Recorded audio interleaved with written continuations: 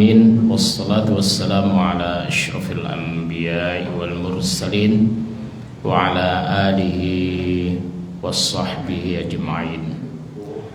Subhanaka la ilma lana illa ma 'allamtana innaka antal alimul hakim.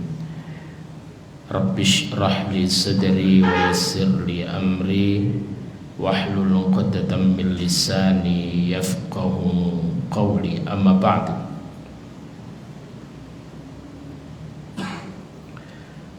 Para jamaah sekalian rahimani wa rahimakumullah,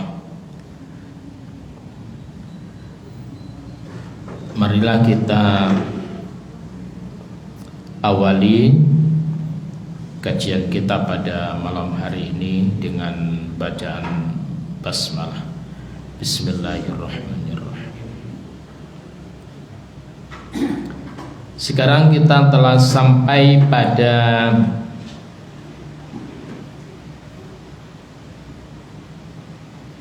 ayat yang ke-60.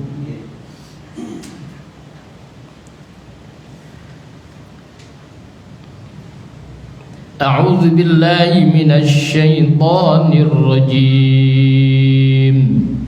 Bismillahirrahmanirrahim. Wa idh istasqa Musa liqaumihi faqulna idrib bi'asakal hajar فانفجرت منه 12 عينا قد علم كل أناس مشربهم كلوا واشربوا من رزق الله ولا تعثوا في الأرض مفسدين. Wa'id, dan ingatlah ketika istasqa, meminta air minum, siapa Musa, Nabi Musa, liqaumihi, untuk kaumnya. Dan ingatlah ketika Nabi Musa memintakan air minum liqaumihi, untuk kaumnya. Faqulna, lalu kemudian kami berfirman, idrib, pukullah wahai Musa, bi'asaka, dengan tongkatmu itu, al-hajarah, ke batu.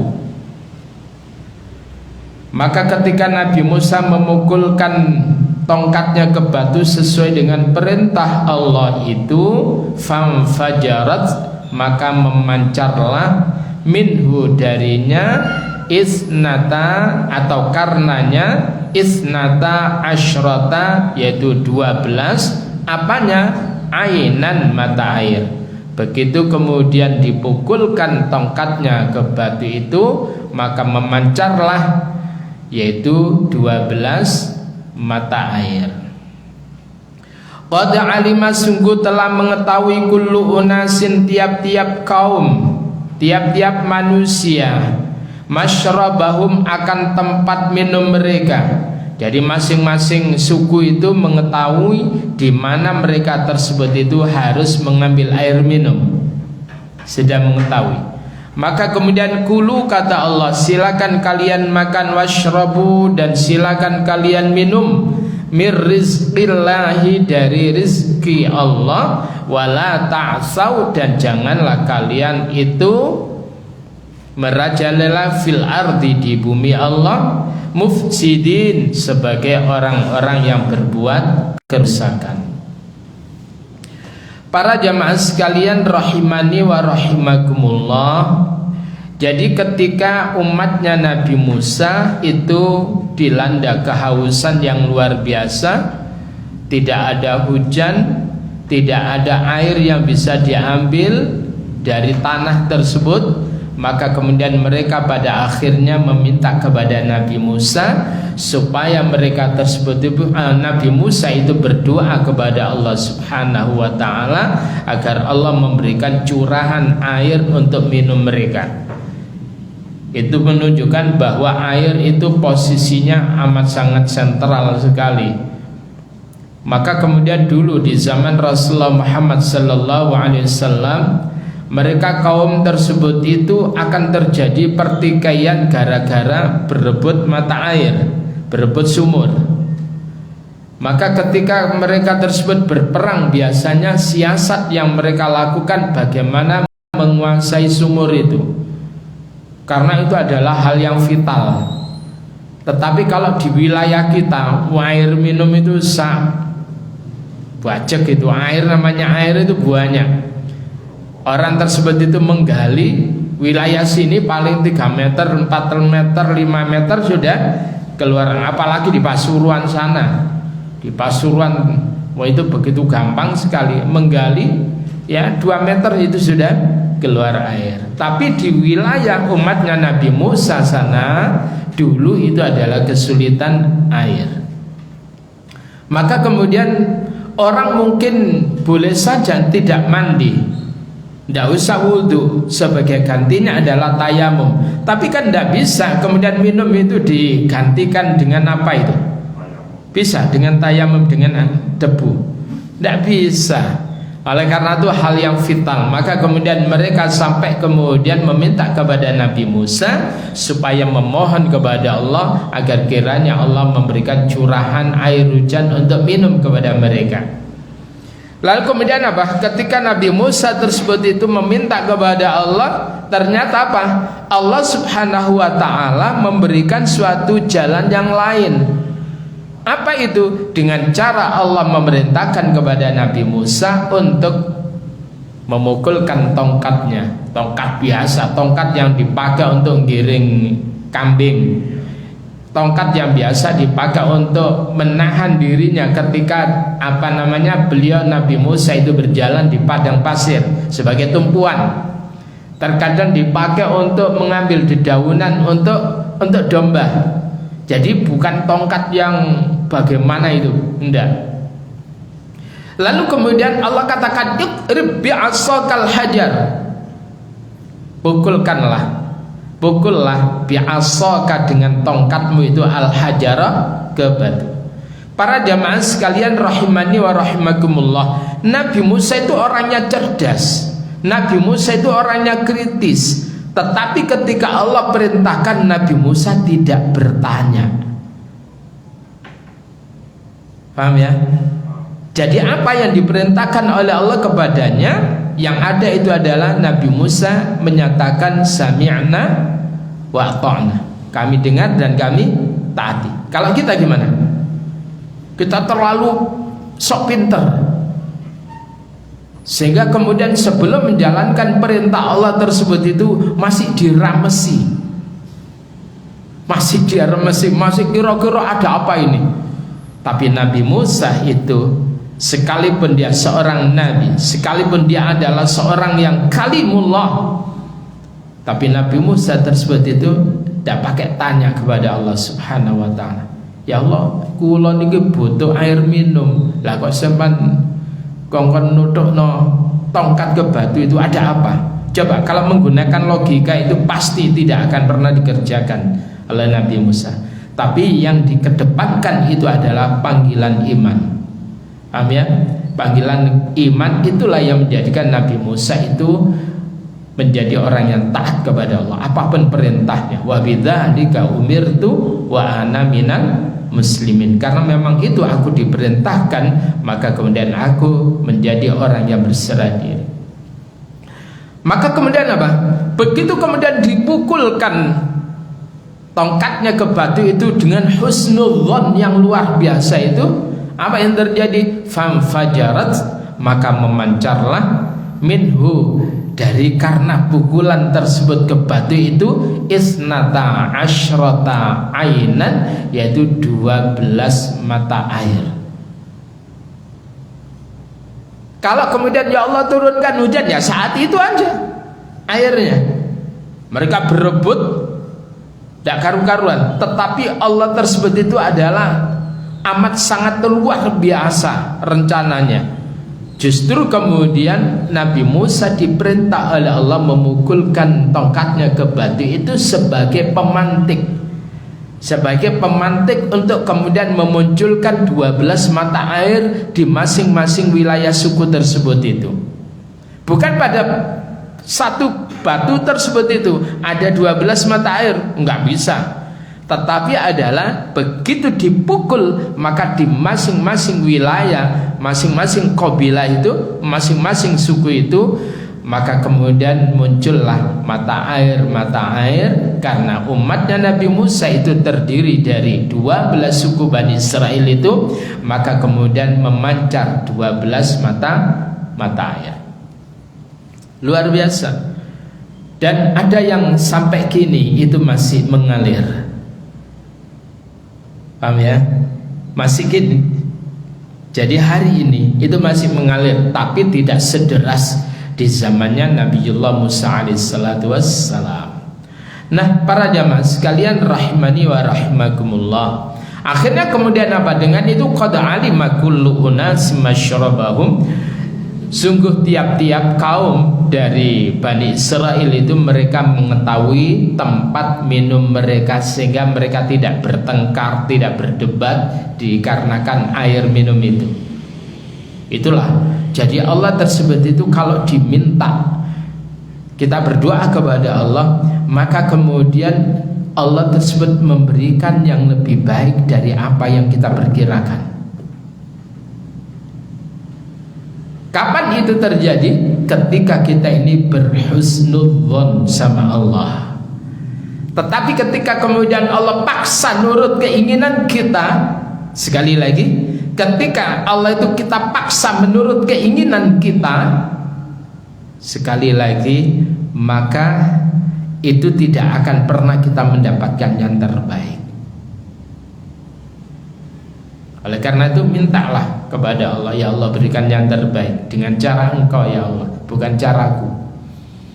Allah memberikan cara tersendiri, bukan caranya Nabi Musa, bukan caranya Bani Israel di dalam memberikan air minum.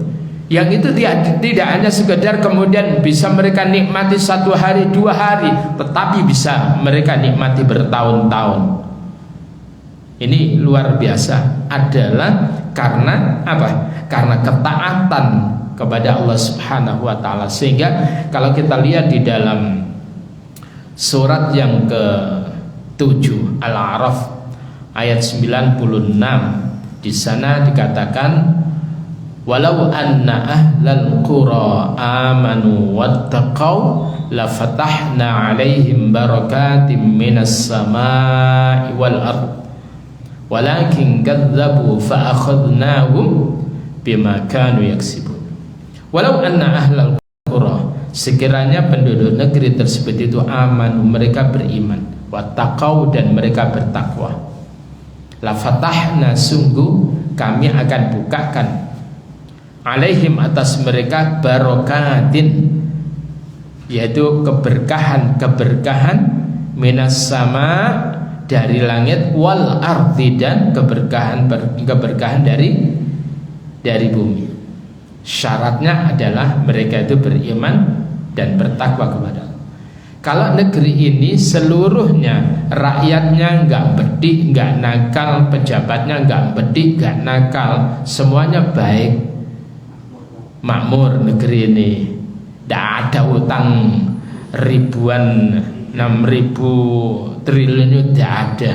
Ini semuanya karena banyak yang nakal, ya, banyak yang jadi tikus. Nah ini baik itu tikusnya itu dari atas sampai bawah itu. Ya Allah, luar biasa. Padahal negeri ini kaya raya, ya Allah. Mestinya tidak ada orang kesulitan di negeri ini. Mestinya negeri ini gak butuh pajak dari rakyat. Tetapi karena kenakalan itu lebih mendominasi di negeri ini daripada orang yang beriman dan bertakwa, maka kemudian Allah hukum dengan berbagai macam bencana demi bencana ini. Bagaimana kemudian caranya supaya selesai bencana demi bencana? Ya harus jadi orang beriman bertakwa. Itu aja sudah. Modalnya cuma itu. Allah itu nggak sulit. Yang kemudian para ahli geologi tersebut itu memperkirakan akan terjadi yang namanya ya gempa yang luar biasa dahsyat itu, megatrust itu. Tetapi kemudian kalau negeri ini adalah mereka beriman dan bertakwa, selesai. Allah tidak akan pernah kemudian menghancurkan negeri ini. Penduduknya mereka itu banyak istighfar luar biasa. Wa ma kana Allahu mu'adzibahum wa anta fihim wa ma kana Allahu mu'adzibahum wa hum yastaghfirun. Jadi Allah itu tidak akan pernah mengadab suatu kaum ketika engkau Muhammad berada di tengah-tengah mereka. Dan Allah itu tidak pernah mengadab suatu kaum wa hum yastaghfirun, kalau mereka beristighfar, bertaubat kepada Allah Subhanahu wa taala. Mohon ampun kepada Allah. Sebetulnya hidup ini sederhana kalau kita jadi orang baik itu. Udahlah, nggak usah modal-model dengan sesama manusia yang baik, sama Allah yang baik, vertikalnya yang baik, horizontalnya yang baik. Lek nyambut gawe sing apik, ojo ngakali wong, selesai. Kalau jadi pejabat sing amanah, jangan khianat, selesai, itu sudah nyaman itu. Nggak akan pernah ada kekisruan kayak sekarang ini. Nah, kembali lagi kepada persoalan. Jadi di dalam surah Al-A'raf, hal yang terkait dengan ini disebutkan oleh Allah pada ayat yang ke-160 surat Al-A'raf ya. Dan ini berbicara tentang air minum itu. Maka ngaji ini kalau ada air minum itu juga tidak ada kasratain itu.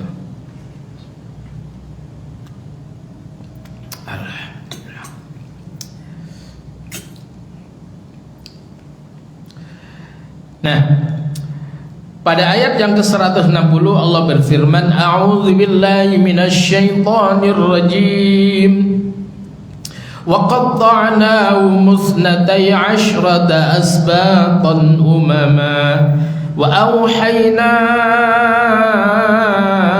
ila Musa idh istasqahu qaumuhu an idrib bi'asakal hajar فانبجست منه 12 عينا قد علم كل أناس مشربهم وظللنا عليهم الغمام وأنزلنا عليهم المن والسلوى كلوا من طيبات ما رزقناكم وما ظلمونا ولكن كانوا أنفسهم يظلمون.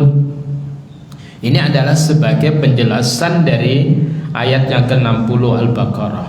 Kenapa 12 itu Allah katakan wa qatta'nahum, kami yaitu membagi mereka, ya, kami membagi mereka. Qata'a itu artinya, qata'a bahasa Jawa itu ketok, qata'a ya.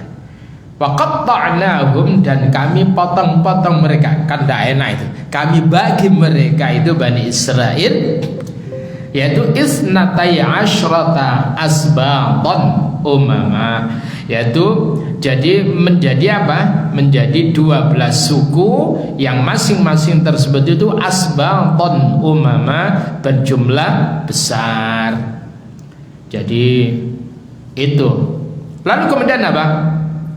Wa auhayna, dan kami wahyukan ila Musa, kepada Musa, idhistasqahu, ketika meminta minum ya kepadanya, qaumuhu, kaumnya.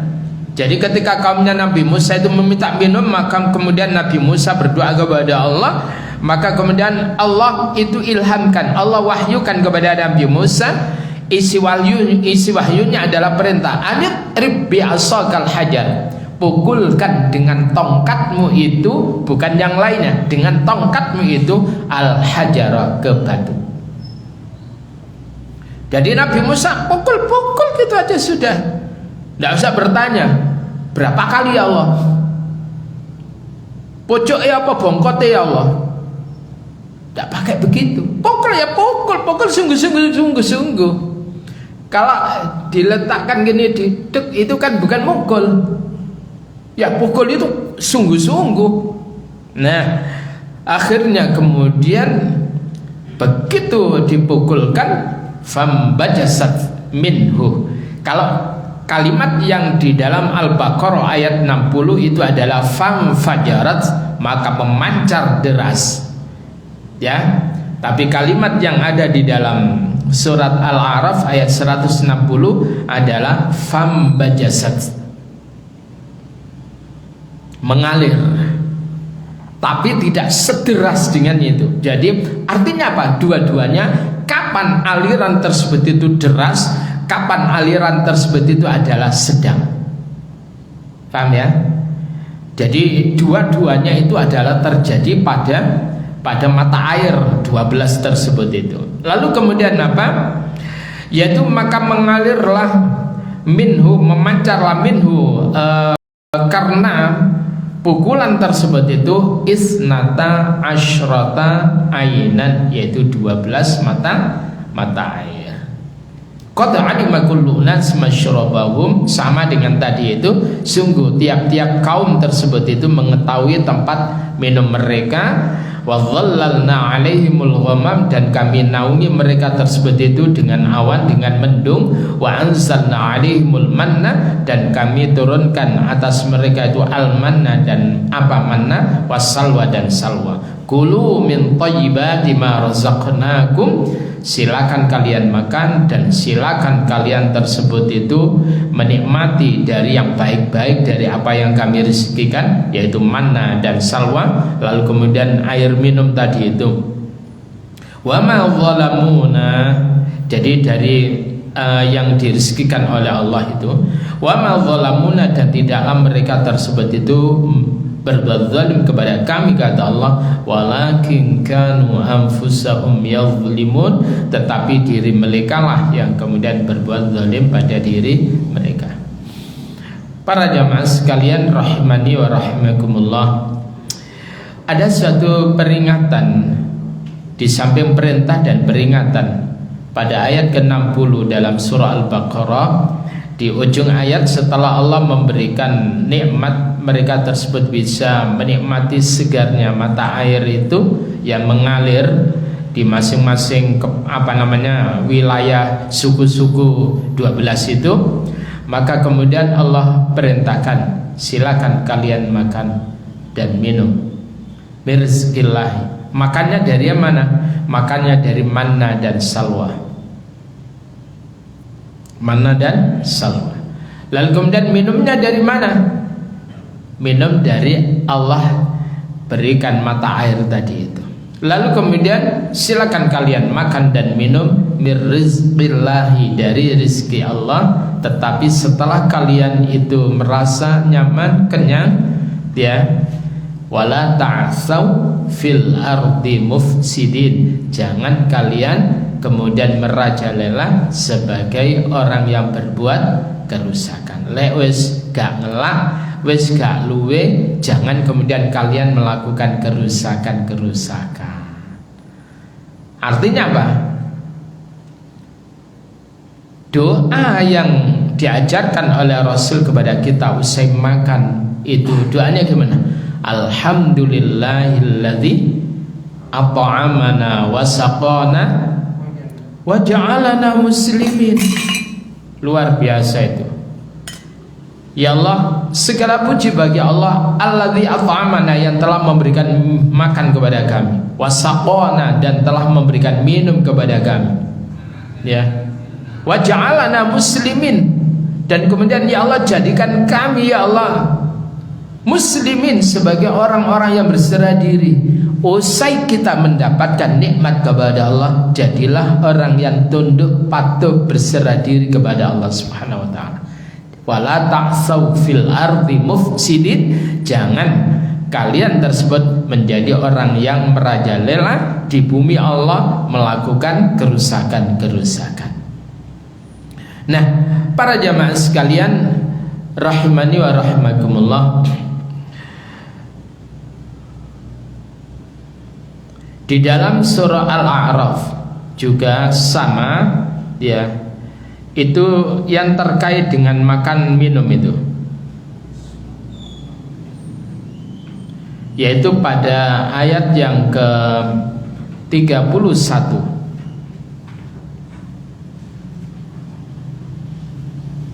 Pada ayat yang ke-31.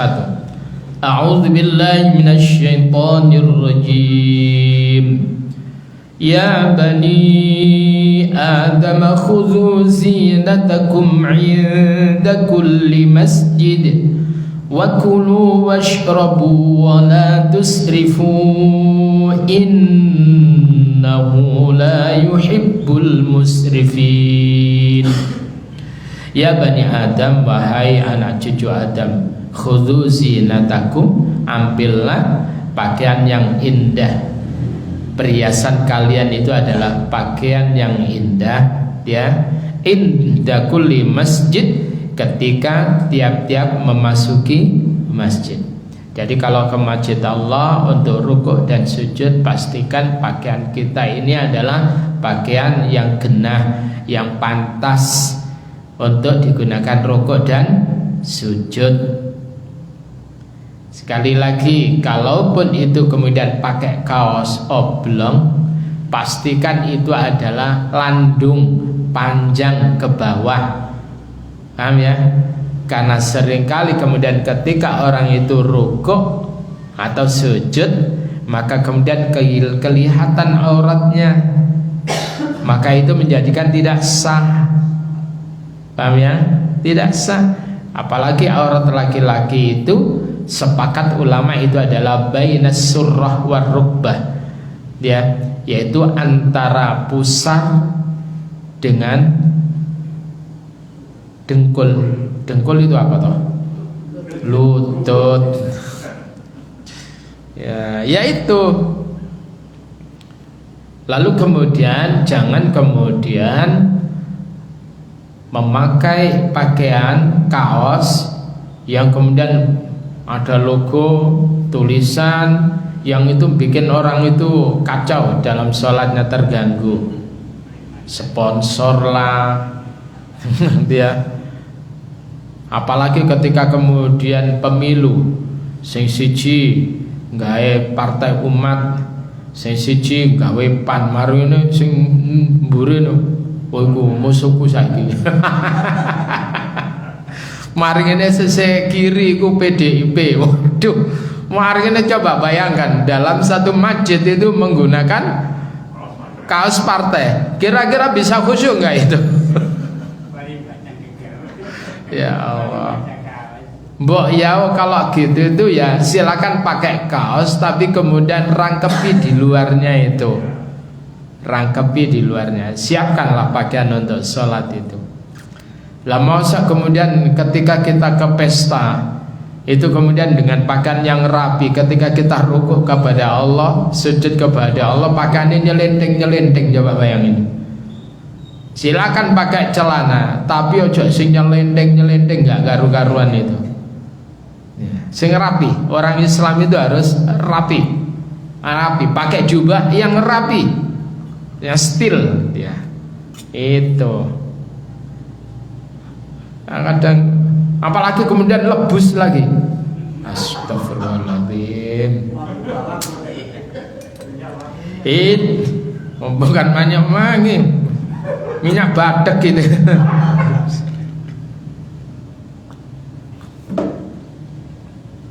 Itu mengganggu kekhusyuan orang lain. Takbirnya kadang pangkatnya tinggi lagi. Ya Allah. Nah, para jamaah sekalian, jadi setiap masuk masjid perhatikan pakaian, ya, yang indah. Apalagi kalau Jumatan, pastikan pakaian kita yang terbaik yang kita miliki untuk salat Jumat. Wah, kemudian disunahkan mandi seperti mandi besar, ya. Lalu kemudian kita disunahkan lagi untuk memberikan harum-haruman, wewangian.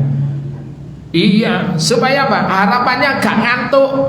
Loh, insya Allah khutbah itu jadi geger, satu masjid itu enggak mendengarkan khutbah sama sekali.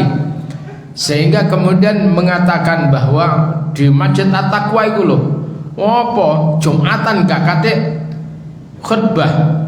Lah ya apa kowe ngerti khutbah lawan sebelum khutbah dimulai itu sudah tidur, begitu kemudian bangun-bangun sudah komat itu.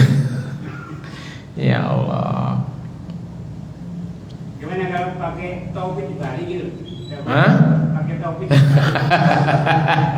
Ya kadang gini, orang berpikir bahwasanya pakai topi itu adalah merupakan kewajiban. Paham ya? Lalu kemudian gak ada topi. Ngapunten, itu di wilayah kami Pasuruan sana dulu, orang tuh takut itu kalau nggak pakai topi, kopiang, takut itu. Akhirnya kemudian sapu tangan. Padahal sapu tangan itu mambu bolot gak karu-karuan itu. Coba bayangkan itu mbok yo sing bejaji gitu loh. Ya. Jadi kalau nggak ada ya nggak usah gitu kan. Ya sudah. Kemudian bersisir lah yang rapi kan itu. Sudah.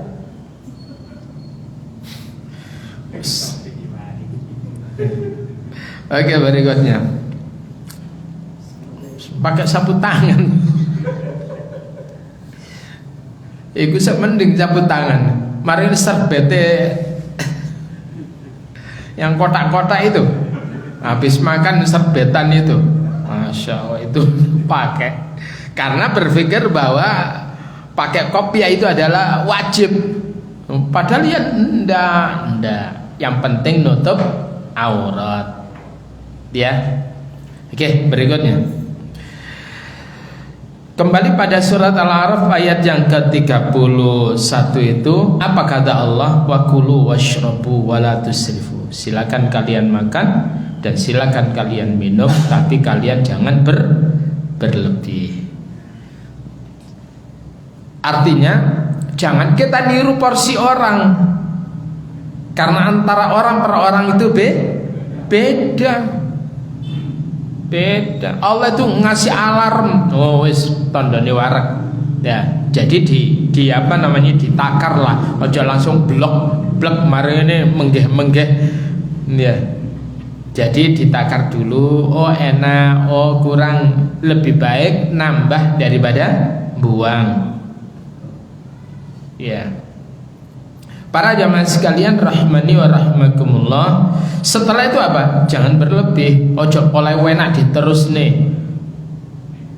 Duren silakan makan duren. Mari ini lah berlebih yo kena zaman. Asam urat mari ini kolesterol tinggi. Itu ya. Jadi sesuai dengan apa? Dengan porsi kita. Sak madya, lek wong Jawa iku ngarani sak madya. Paham ya? Itu ojo murka. Padung seneng duren 5 diijeni, mari ngene mangan rawon langsung bledak sampean. Ya kopi bisa bagus, rumah sakit itu langsung penuh itu. Ya. Nah, jadi yang berikutnya adalah innahu la yuhibbul musrifin. Allah itu tidak menyukai orang yang israf, orang yang berlebih. Walaupun itu milik kita, walaupun itu adalah usaha kita, tetapi sekali lagi ketika makan, minum, pastikan jangan berlebih. Para jamaah sekalian rahimani wa rahimakumullah, begitu pentingnya memperhatikan makanan halal itu, maka kemudian Allah Subhanahu wa ta'ala itu memerintahkan kepada orang yang beriman sebagaimana Allah itu memerintahkan kepada para nabi. Jadi Allah itu memerintahkan para nabi sebagaimana Allah perintahkan kepada orang beriman. Yaitu bisa dilihat apa itu di dalam surah yang ke-23 ya, surah Al-Baqarah pada ayat yang ke-172, ya ayyuhalladzina amanu kulu min thayyibati ma razaqnakum washkuru lillahi in kuntum iyyahu ta'budun. Ya ayyuhalladzina amanu, wahai orang-orang beriman, kulu min thayyibati ma razaqnakum, makanlah dari yang baik-baik dari apa yang kami rezekikan kepada kalian, washkuru lillah, dan bersyukurlah kalian kepada Allah, in kuntum iyyahu ta'budun, jika adalah kalian hanya kepadanya kalian tersebut itu menyembah. Lalu kemudian perintah Allah kepada para nabi, yaitu dalam surat ke-23 ayat ke-51, ya ayyuhar rusul, ya ayyuhar rusulu kulu minat thayyibati wa'malu salihah inni bima ta'maluna alim. Wahai para rasul, makanlah dari yang baik-baik dan kemudian beramallah kamu beramal yang baik. Kemudian ini bima ta'maluna alim, sesungguhnya aku tersebut itu mengetahui terhadap apa yang kalian kerjakan. Ternyata setelah Nabi itu menuturkan dua surat ini, dua ayat ini, maka kemudian Nabi itu menyebutkan, menceritakan tentang laki-laki di zaman Bani Israel, di mana laki-laki tersebut itu yutilus safar, ia tersebut melakukan perjalanan panjang. Lalu kemudian ash'asa wa aghbara, kemudian sudah carut marut, sudah rambutnya kusut masai, badannya letih, dan kemudian pakaiannya itu sudah kedabul, gak karu-karuan itu. Akhirnya kemudian apa?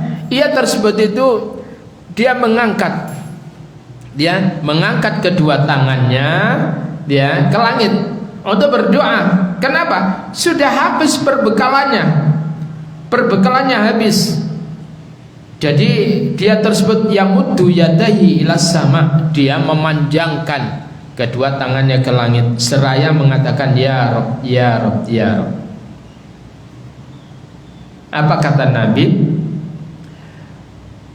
Ketika ia tersebut itu berkata ya Rabb, wa mat'amuhu haram, sedang apa yang dia makan dari hasil yang haram, wa mashrabuhu haram, apa yang dia minum dari hasil yang haram, wa malbasuhu haram, apa yang dia pakai, pakaian yang dikenakan itu adalah dari hasil haram.